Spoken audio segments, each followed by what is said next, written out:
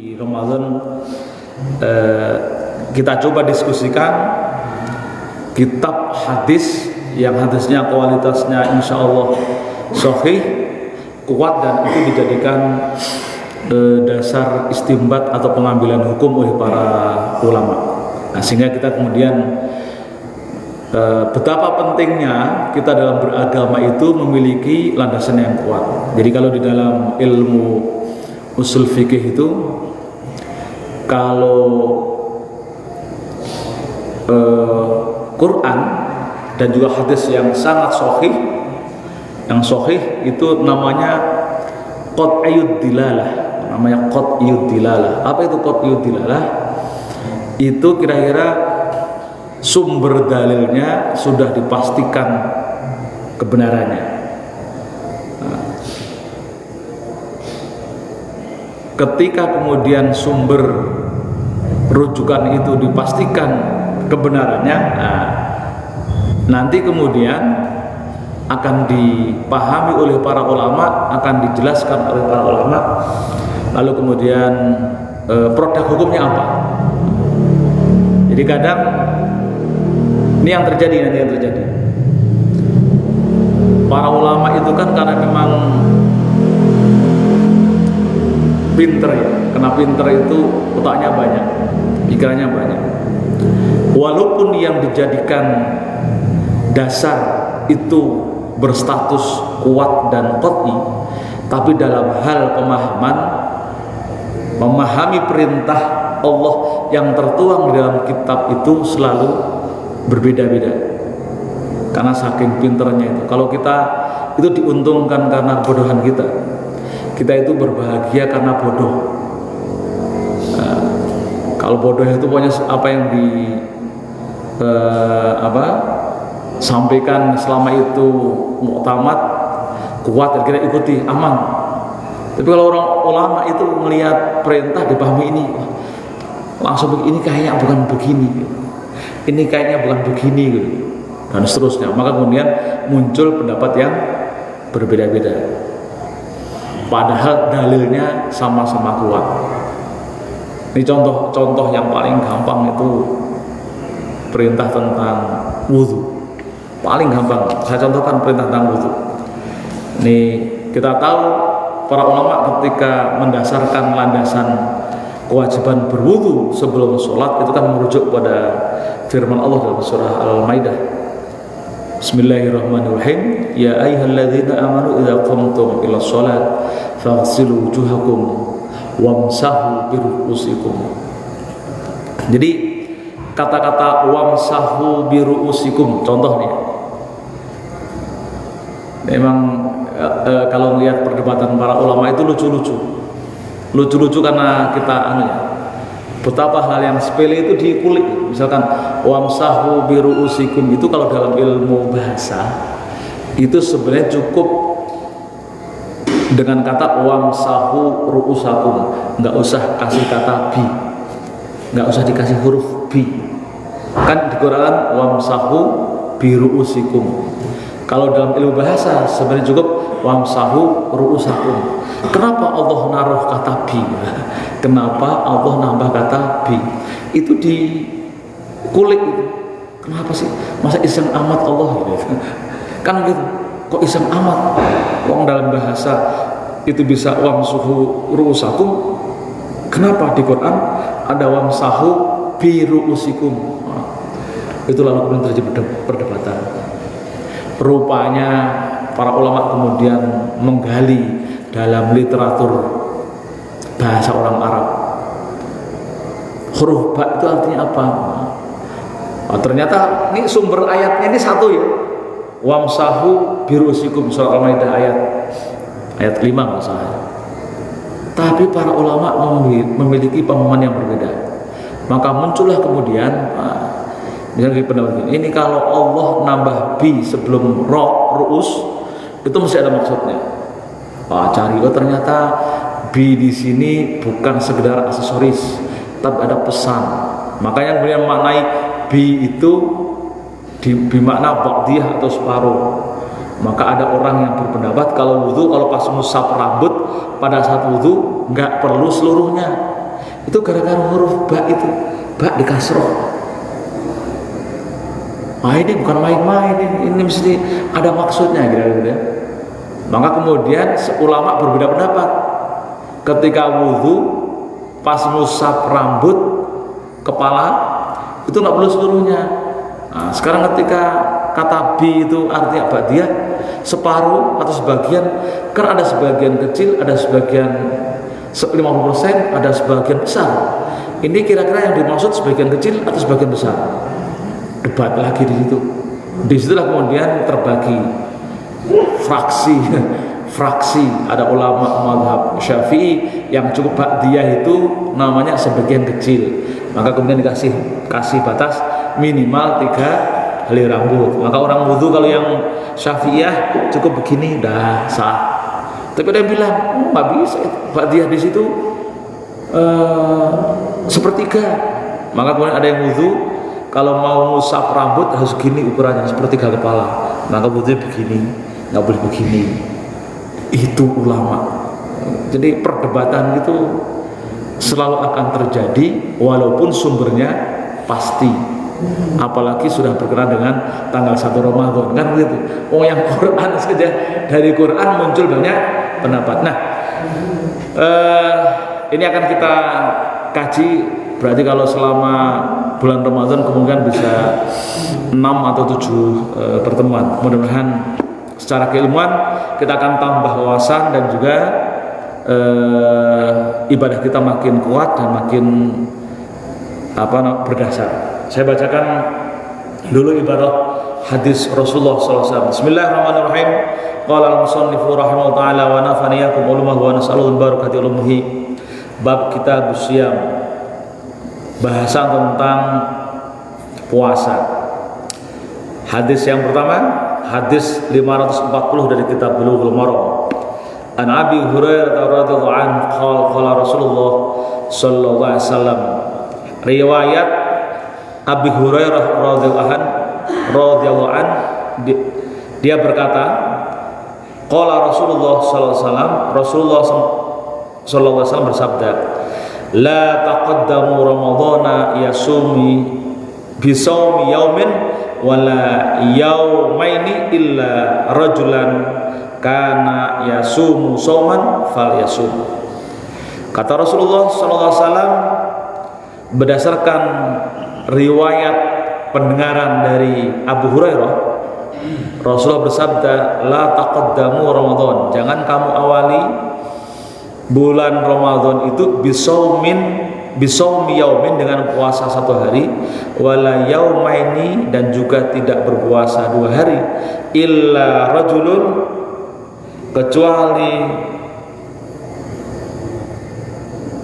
kecuali seorang laki-laki, kana yasumu, yang dia berpuasa 1 hari, sauman fal yasumu, maka berpuasalah. Muttafaqun alaih. Ini kitab yang diriwayatkan oleh muttafaqun alaih. Dalam ilmu hadis, kalau misalkan kita baca atau googling, lalu ada hadis bla bla bla, lalu kurungnya HR muttafaq alaih, itu berarti hadis itu diriwayatkan oleh 2 ulama hadis yang tidak diragukan kekuatannya, namanya Imam Bukhari dan Imam Muslim. Imam Bukhari itu lahir di Bukhara, itu kalau dulu termasuk wilayah kekuasaan Bukhara itu Rusia, Uni Soviet. Itu Imam Bukhari. Nah, beliau dikenal sebagai ulama yang mencari-cari hadis mana yang betul-betul sahih dengan penuh ketelitian dan penuh kejelian. Ulama yang kedua namanya Imam Muslim. Pokoknya kalau hadis sudah diriwayatkan oleh Imam Bukhari dan Imam Muslim, level kesahihannya itu setara dengan Al-Quran, tapi di bawah, bukan setara sama, tapi menjadi nomor 2. Jadi landasan hukum itu pertama Quran, lalu kemudian hadis yang diriwayatkan oleh Imam Bukhari dan Imam Muslim, karena saking jelinya, saking telitinya. Saya pernah menceritakan bagaimana Imam Bukhari ketika mencari seorang perawi hadis, dengar sebuah hadis didapat dari fulan bin fulan, ditelusuri, diburu hadis itu dari mana. Misalkan saya dengar dari Pak RW Yunus misalkan, nah Imam Bukhari langsung mencari, ini siapa, Pak RW Yunus itu siapa. Oh, ditanya, ngobrol, lalu tanya, Pak RW Yunus dapat dari mana? Oh, dari Harun. Misalkan gitu, ditanya.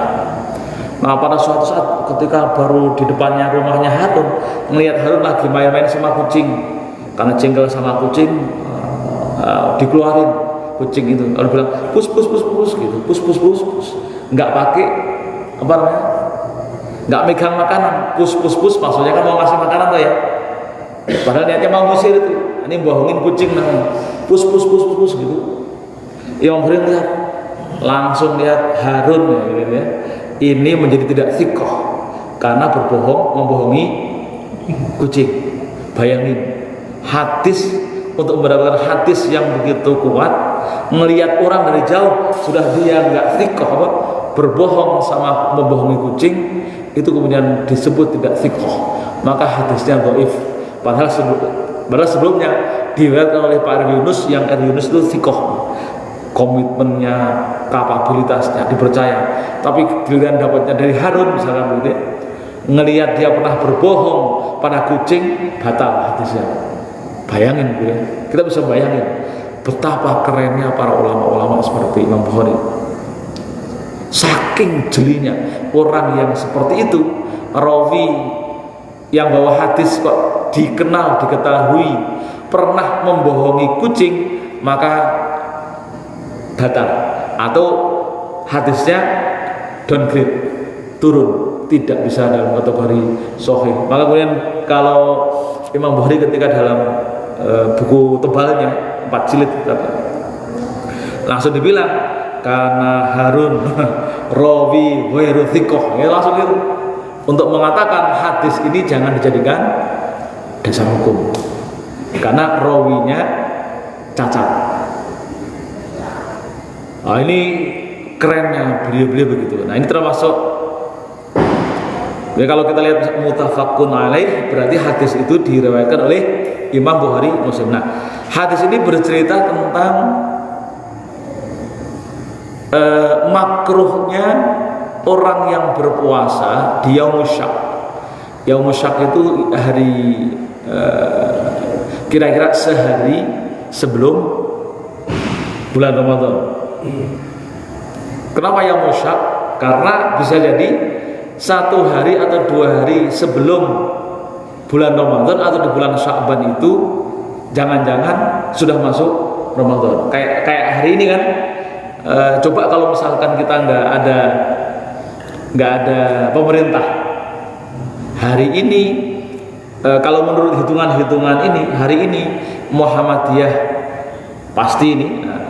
Sementara NU melalui kajian falakiyahnya, kajian falakiyah itu besok, karena ketinggian derajatnya itu baru hari ini kira-kira sekitar 3 kurang, hanya memungkinkan yang 3 derajat lebih itu di wilayah barat, paling barat Aceh, yang memungkinkan karena dari sana hitung-hitungannya sudah 3 lebih. Nah, ini kan perdebatan. Nah, nanti ada hadisnya. Tapi saya ceritakan bagaimana maka kenapa kemudian berpuasa di hari ke-30 terutama di bulan Sya'ban dan hari ke-29 termasuk disebut dengan makruh karena masuk dalam kategori Yaumus Syak, karena jangan-jangan ya, itu sudah masuk Ramadan. Kita puasa udah niatnya sunat tapi ternyata Ramadan. Nah, di sini nanti pentingnya pemerintah ketika ada perdebatan atau perbedaan qaul para ulama, maka pemerintah yang memutuskan. Nah, kita kemudian wajib mengikuti pemerintah. Jadi dalam kaidah hukum itu disebutkan begini: jika ada qaul pendapat yang lemah lalu itu didukung oleh pemerintah, lalu ia menjadi kuat. Itu sampai begitu para ulama itu memutuskan. Betapa pentingnya kita mentaati pemerintah. Jadi jika ada pendapat yang lemah lalu didukung oleh pemerintah, maka menjadi kuat. Contohnya begini, contoh misalkan tadi pendapat tanggal fenomena tadi malam yang melihat di wilayah Sumatera Utara ke timur itu tidak ada satupun yang melihat hilal. Kan itu ya, semalam kan ceritanya begitu. Maka kenapa agak terlambat kan begitu. Tapi kemudian ada yang melihat ketika di Aceh melakukan pemantauan hilal, 2 orang melihat hilal. Kan itu. Melihat lalu disumpah. Memang secara logika hanya di sana. Hitung-hitungannya hanya di sana yang paling bisa dimungkinkan dilihat. Terlihat hilal itu. Lalu kemudian disumpah. Bayangin, dari 160 titik hanya Aceh yang melihat. Itu kan kalau pakai metode pemilu voting kalah itu kan gitu. Tapi satu itu bisa menggugurkan ya 150 sekian tempat. Maka pemerintah menetapkan apa tadi? Karena ada yang yakin melihat hilal ketok palu, maka semua berlaku Ramadan hari ini. Jadi keren. Ulama itu sudah menyusun sebuah kaidah begitu. Jadi kalaupun pendapat itu lemah misalkan, tapi kemudian pemerintah kok mendukung itu, namanya hakim, maka kemudian pendapat itu menjadi kuat. Dan kita sebagai orang yang tinggal dalam wilayah kekuasaan di bawah pemerintah tertentu, maka kita wajib mentaatinya. Kan secara hukum itu seharusnya begitu. Jadi ketika pemerintah menetapkan sesuatu karena dia ingin menetapkan, memastikan, memberikan kepastian hukum kepada masyarakat dan ditetapkan, maka rakyat itu harus taat. Ada sebuah kaidah itu begini, hukmul hakim yarfa'ul hilal. Keputusan hakim, keputusan pemerintah itu menghilangkan aneka ragam perbedaan pendapat. Cuman persoalan kan menjadi menarik ya, kalau misalkan karena pemerintah kan suka bikin ngadem-ngademi. Bagi yang meyakini memiliki pendapat yang berbeda, silahkan itu diikuti sesuai dengan keyakinannya. Sebenarnya kalau menurut ketentuan fikih sebenarnya nggak ada toleransi untuk pendapat yang berbeda sebenarnya. Cuman pemerintah kita itu keren, menteri agama kita itu keren, ulama-ulama yang di dalam bergabung di dalam institusi pemerintahan itu keren.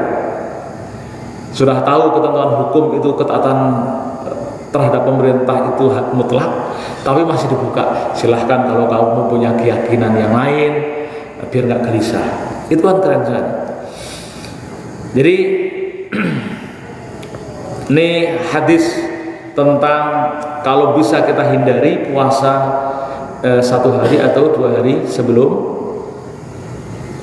Ramadan tiba, atau di tanggal 29, 30 di Sya'ban, karena termasuk makruh. Maka ini yang menjadi dasar para ulama kemudian menyebutkan makruh berpuasa di tanggal terakhir di bulan Sya'ban. Nah, menariknya kan begini, perintah itu di hadis ini disebutkan la taqaddamu ramadhana bisaumin.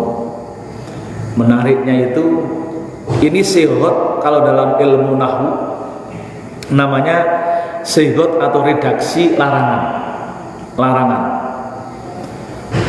Dalam ulama membuat sebuah rumusan kaidah gini. Kalau dalam bahasa Arabnya gini, al-aslu fil amri al-aslu fin nahyi lit-tahrim. Pada hakikatnya semua larangan Allah ya, yang terdapat, yang disampaikan melalui kitab suci atau sunnah Rasul, hukumnya haram. Jadi kalau sudah ada larangan yang disampaikan oleh Allah atau Rasul melalui kitab suci Al-Quran dan hadisnya, kok ada kata jangan-jangan, itu pada umumnya itu haram hukumnya. Lalu kenapa para ulama khusus untuk puasa di akhir bulan Sya'ban menjadi makruh, padahal redaksinya larangan, jangan kamu dahului. Nah, ini kan bertentangan. Nah, ada yang begini, dilanjutkan, illa ma dalla dalilun ala khilafihi, kecuali ada dalil yang kemudian pendapat itu bisa berbeda, keputusan hukum itu bisa berbeda. Nah, dalam hadis ini disebutkan ada kata terakhir, illa rajulun kana yasum shauman falyasum. Nah, adanya dalil khilaf yang menjelaskan ini menjadi keluar. Oh, berarti kalau larangan kebolehan setelah larangan, maka menjadi turun statusnya itu dari haram menjadi minimal makruh. Contoh yang lain misalkan, ada hadis tentang larangan ziarah kubur. Naha Rasulullah sallallahu alaihi wasallam an ziyaratil kubur. Rasulullah sallallahu alaihi wasallam melarang tentang ziarah kubur. Nah, tapi kemudian ada diketemukan di hadis yang lain, fal'an fazuruha. Sekarang silahkan kalian melakukan ziarah kubur. Itu kan kalau kita nggak belajar, maka kita hanya dapat satu hadis saja. Satu hadis yang Rasul melarang ziarah kubur. Maka muncul keluar ketika ceramah kemana-mana, ziarah kubur itu haram, Rasul melarang, ini bid'ah, macam-macam kan gitu kan. Karena dia tidak menemukan atau belum membaca fal'an fazuruha. Karena ada hadis yang lain yang ditemukan ternyata itu masih koma. Di tempat lain ditemukan ada hadis yang berbunyi fal'an fazuruha. Sekarang maka kemudian silahkan berziarah. Jadi namanya itu perintah setelah larangan. Perintah setelah larangan. Itu maka kemudian menjadi boleh. Maka muncul kaidah, jika ada sebuah perintah yang muncul setelah larangan, maka itu menjadi dilalal al-ibahah, jadi menunjukkan kebolehan. Kan begitu. Jadi ini pergulatan kajian keilmuan yang keren sekali. Nah, yang masih terkait dengan hadis ini adalah hadis yang kedua. Wa an Ibnu Umar radhiyallahu anhu qala sami'tu Rasulullah sallallahu alaihi wasallam yaqul. Riwayat hadis dari Ibnu Umar radhiyallahu anhu, dia berkata, aku mendengar Rasulullah SAW bersabda, idza ra'aitumuhu fasumu, jika kalian melihat maka berpuasalah, wa idza ra'aitumuhu fa'aftiru, dan jika juga kalian melihat maka berbukalah. Ini maksudnya melihat hilal. Ini yang menjadikan dasar tentang pentingnya ru'yah. Idza ra'aitumuhu fasumu, jika kalian melihat hilal, hilal fasumu, maka berpuasalah. Ini yang dipahami. Ini agak serius, mungkin 10 menit saya. Ini yang dipahami oleh dua mazhab keislaman di Indonesia, NU dan Muhammadiyah secara berbeda. Idza ra'aitumuhu fasumu, jika kalian melihat hilal maka berpuasalah. Di sinilah yang menjadi dasar ulama-ulama yang tergabung dalam ormas NU. Ra'aitumuhu itu harus ru'yah, melihat dengan mata. Kata-kata yang dipakai sama dengan ro'a. Ro'a itu secara bahasa bisa melihat. Tapi yang kemudian ulama yang tergabung dalam ormas Muhammadiyah menggunakan kata ro'a, sama-sama ro'a itu, tapi artinya adalah melakukan penelitian, pengkajian. Itulah yang kemudian satu mazhab yang menerjemahkan ro'a itu bukan hanya sekedar melihat dengan mata, tapi melihat dengan pikiran. Maka cukup menggunakan ilmu hisab. Hisab itu kan nggak ngelihat pakai mata, tapi ngotak-ngatik pakai otak, kan gitu ya. Jadi Arabnya sama-sama ro'a, tapi penerjemahannya berbeda. Satu pakai hitung-hitungan, satu harus ditambah sain ro'a hitung-hitungan pakai ru'yah, pakai mata. Padahal sama-sama Arabnya di hadis pakai kata ro'a. Jadi sama katanya, tapi ternyata melahirkan pendapat yang berbeda. Nah, ini satu level. Level selanjutnya, gara-gara kata ro'a itu juga membatasi. Ketika disebut terlihat, itu apa maksudnya? Gara-gara ro'a. Nah, kalau di dalam ulama-ulama tergabung dalam NU itu, kalau ukuran mata telanjang melihat hilal itu jika kondisi terang jembreng itu baru terlihat di atas 3 derajat. Baru terlihat di atas 3 derajat. Di bawah itu mustahil mata bisa melihat kecuali menggunakan bantuan teknologi. Nah, maka kemudian ulama-ulama Indonesia yang tergabung dengan ulama-ulama Mabim itu Malaysia, B-nya Brunei, M-nya satu lagi apa ya? Daerah Asia Tenggara yang pakai M yang kedua apa? Malaysia, Brunei, S-nya Mabim, S-nya Singapura. Ya, itu ulama-ulama Asia Tenggara yang masih dekat dengan Khatulistiwa karena memiliki kedekatan dalam ru'yah. Itu bersepakat, maka kemudian ketinggian hilal yang itu bisa dihitung tanggal 1 jika tinggi hilal di atas 3. Dulu kayak NO itu sampai 4 kalau salah. 4 ketinggian itu, bukan 3. Nah, tapi para ulama-ulama Asia Tenggara ngumpul lalu bersepakat menjadi tadi turun 3, karena kemungkinan mata bisa melihat dengan mata telanjang hilal itu bisa dilihat dalam ketinggian 3 derajat. Nah, sementara yang kelompok misalkan ulama-ulama modern yang di Muhammadiyah, jadi karena mendefinisikan ro'a itu bukan melihat, tapi ro'a itu juga pakai kajian pemikiran, penelitian hasilnya, maka dicukupkan masuk tanggal 1 itu kalau sudah wujudul hilal. Apa maksud wujudul hilal? Itu adalah ketika hilal sudah di atas ufuk. Definisinya hilal di atas ufuk. Kira-kira gampangnya kan gini, ufuk gitu. Ini permukaan bumi, yang penting udah mungul ya, kalau nggak kelihatan. Misalkan ketinggiannya 0,01 derajat, 0,01 itu belum sangat nggak kelihatan, pakai teropong canggih apapun juga akan terlihat. Tapi ketika hitungan hisab 0,01 dalam kelompok ini masuk sudah kategori wujudul hilal, dan itu masuk tanggal 1.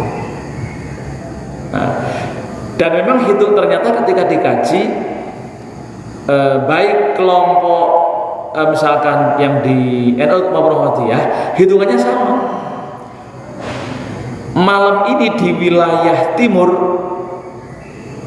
misalkan wilayah Jawa dan separuh Sumatera, itu ketinggian masih di level di ketinggian 1 derajat sekian. Secara hisab begitu, sama. Nah, jadi walaupun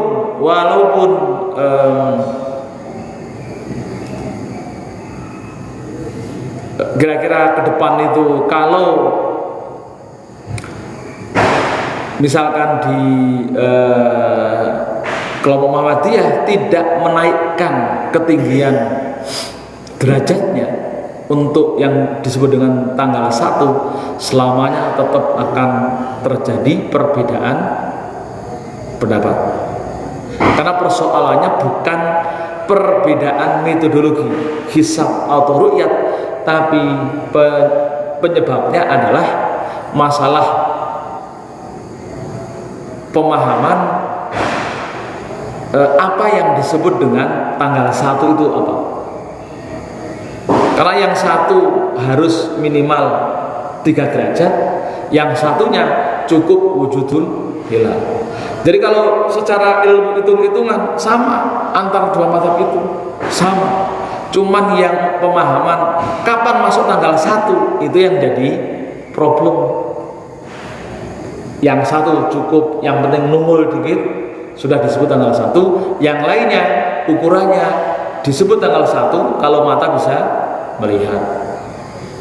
Ini yang nggak akan ketemu, karena dari sisi pendapat ini masing-masing kekeh nggak akan pernah ketemu, dan selamanya kita akan selalu berbeda. Hanya ketika kebetulan dalam satu waktu kok satunya pas tanggal 1 muncul tinggi hilal itu di atas 3 derajat, maka kemudian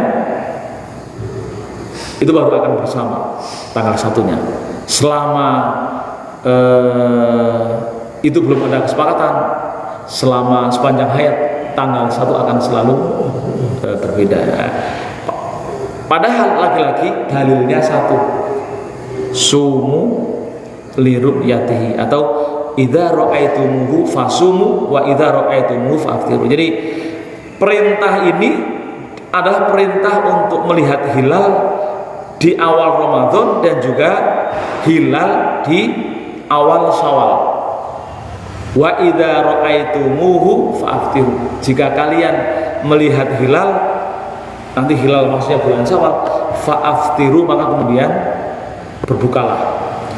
Fa in humma 'alaikum faqduru lahu. Jika terjadi kesulitan atau humma alaikum, tertutup, awan tertutup, faqduru lahu, maka perkirakanlah perkirakanlah bukanya. Ini dalam riwayat Bukhari, tapi dalam riwayat Muslim lebih jelas, fa in uhmiya alaikum faqduru lahu 30. Jadi ada riwayat kalau dalam satunya hanya bilang faqduru lahu, maka perkirakanlah. Tapi di riwayat Muslim, redaksi Imam Muslim, fa in uhmiya alaikum faqduru lahu 30. Jika kalian mengalami kesulitan melihatnya karena mendung atau karena terhalang, faqduru lahu 30, maka kemudian sempurnakanlah menjadi 30 hari. Nah, di dalam riwayat Imam Bukhari malah menggunakan redaksi fa'akmilul iddata 30, maka sempurnakanlah jumlah hari itu menjadi 30. Nah, di dalam riwayat Imam Abu Hurairah dikatakan fa'akmilu iddata Sya'ban 30, sempurnakanlah jumlah hari di bulan Sya'ban dari 29 menjadi 30. Jadi hadisnya itu begitu, perintahnya jelas. Kalau mendung, maka jadikan yang Sya'ban itu tidak 29 tapi menjadi 30. Jadi sebenarnya kalau kita nggak ada pemerintah nih, kalau nggak ada pemerintah, kita itu Sya'bannya 30 hari terus. Pertama, kita nggak bisa lihat hilal, mau naik di situ langsung kehalang, di situ kehalang pohon, nggak kelihatan. Mau lihat di mana kan? Itu ketutup. Yang kedua, ternyata di wilayah Depok atau Jabodetabek itu mendung dan hujan, nggak mungkin bisa terlihat walaupun pakai teknologi canggih, pakai teropong, nggak akan terlihat. Maka karena nggak terlihat, fa'akmilul iddata 30, maka kemudian jumlah hari bulan Sya'ban itu menjadi 30. Jadi kalau nggak ada medsos, nggak ada TV. Kita itu puasa bulan Syaban 30. Ini kan gara-gara ada TV, ada medsos. Kedengar, sana udah puasa, sana, dan macam-macam. Lalu tahu kalau ada pendapat lain. Untung saja di sini ada pemerintah. Pemerintah itu kerennya itu mengambil keputusan yang saya kira tepat dan kita mengikuti. Maka kemudian malam hari ini seperti kasus hari ini kita mulai berpuasa. Jadi perintahnya, hadisnya satu, tapi karena yang melihat hadis itu kepalanya banyak, produknya menjadi berbeda-beda. Itu lagi-lagi bukan mereka mengambil sumber yang berbeda. Dilalahnya, dalilnya itu bukan dalil yang berbeda, tapi sama, satu dalilnya itu tadi hadisnya. Idza ra'aitumuhu fasum wa idza ra'aitumuhu fa'aftiru. Dan di sini ingat lagi-lagi perintah. Idza ra'aitumuhu fasum, maka berpuasalah. Seluruh redaksi perintah Allah, ketika itu tidak ada embel-embel yang lain, maka itu wajib dilaksanakan, kan gitu. Nah, kaidahnya kan al aslu fil amri lil wujub. Pada hakikatnya seluruh perintah Allah itu ketika ada perintah maka hukumnya wajib. Itu sudah jadi hukum. Seluruh perintah Allah hukumnya wajib dilaksanakan, kecuali ada dalil yang menjadikan wajib itu menjadi berkurang, sunnah atau ibahah. Selama tidak ada dalil lain, maka kemudian itu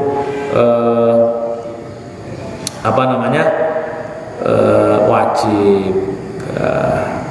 Ya, jadi begitu.